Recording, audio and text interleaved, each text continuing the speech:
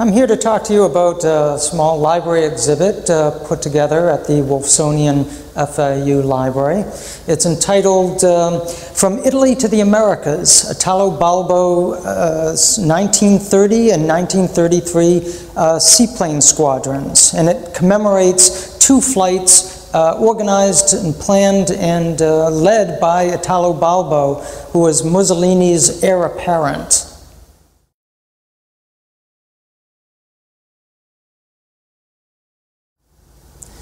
Italo Balbo is an interesting figure. He certainly was a fascist and somewhat of a bully along those lines.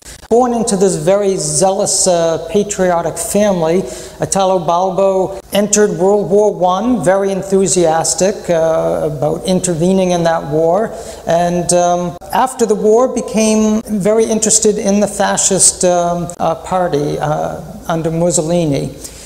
After the war, Italo Balbo was made Undersecretary of the Air by Mussolini, and in that role from 1926 to 1929 he was very actively involved in promoting the Italian Royal Air Force. And in fact, he designed many long-distance flights, speed record, and all sorts of expositions to get the Italian public interested in air power.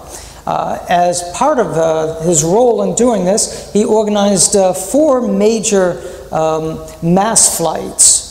The first one was Western Mediterranean cruise in 1928. He followed that one up with an Eastern Mediterranean cruise. The first one involved more than 60 airplanes. The second one about half that number, a little bit more than 30. But these were more like sales things. These were designed specifically to sell Italian aircraft to the countries that were visited by those flights.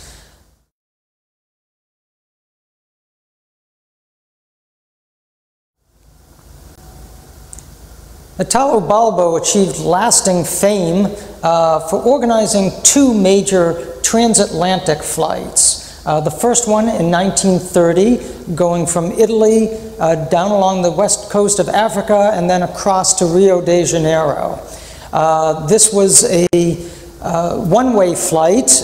He was followed by an escort of several Italian warships that helped supply and the group as it crossed the Atlantic. In 1932, he started to organize another crossing. This would be a more difficult crossing across the North Atlantic. This was intended to be in 32 for the 10-year anniversary celebration of the fascist revolution that put Mussolini into power. Things didn't quite get off on time, so the flight actually was made in 1933, but it worked out very nicely since at that timing Chicago was hosting the World's Fair, the Century of Progress Exposition. Italo Balbo was treated as a hero. He was given a hero's welcome with a ticker tape parade. In fact, 7th Street was renamed Balbo Drive in commemoration of the flight. He also went to New York, where again he was given a ticker tape parade. He lunched with the president in Washington, was given a distinguished air flying medal, and returned to Italy with those same planes without incident, although there were some tragic incidents on the earlier flight across the Atlantic.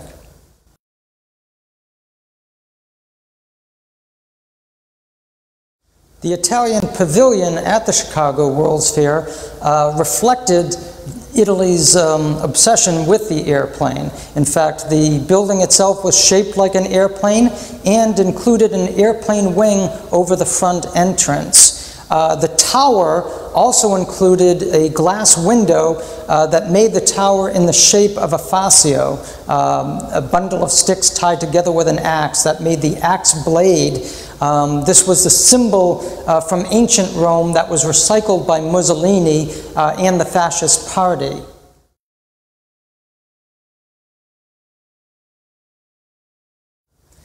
Much of the promotional materials used during the time of those transatlantic voyages, Balbo's face figures prominently.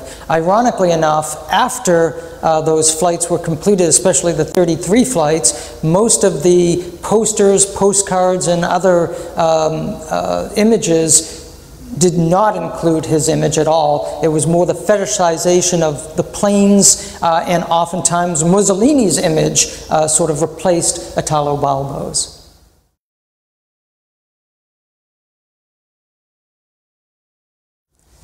Unfortunately for Italo Balbo, his success became his undoing, ironically enough.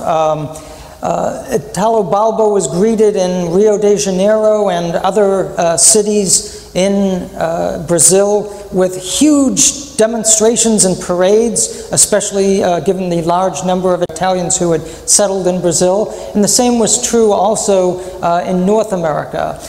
He actually addressed a huge crowd in Madison Square Garden of Italian Americans, and he was really, in a sense, becoming the face of fascism in the United States. And this was really the intention of these flights. It was not only to show the importance of the Italian Air Force, but to show the power, the reach of this new Italian fascist government that Mussolini was promoting as the Second Roman Empire in that sense. Unfortunately, he almost overshadowed Mussolini as a result of these flights. When he returned to Italy, there were all sorts of demonstrations and crowds coming to hear him speak and to greet the flyers on their home.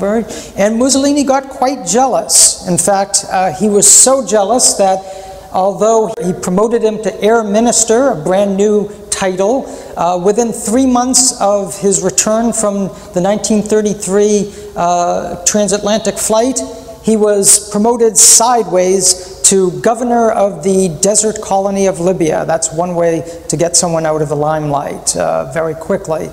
Ultimately, Italo Balbo died in North Africa during the Second World War in a friendly fire accident. There were rumors at the time that it may not have been an accident, but most historians today do think it was an accident.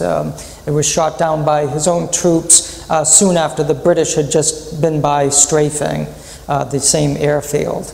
Italo Balbo was an interesting character.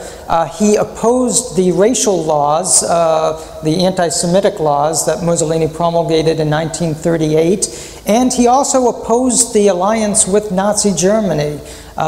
This could have made him quite expendable, and one does wonder how much of an accident his death was.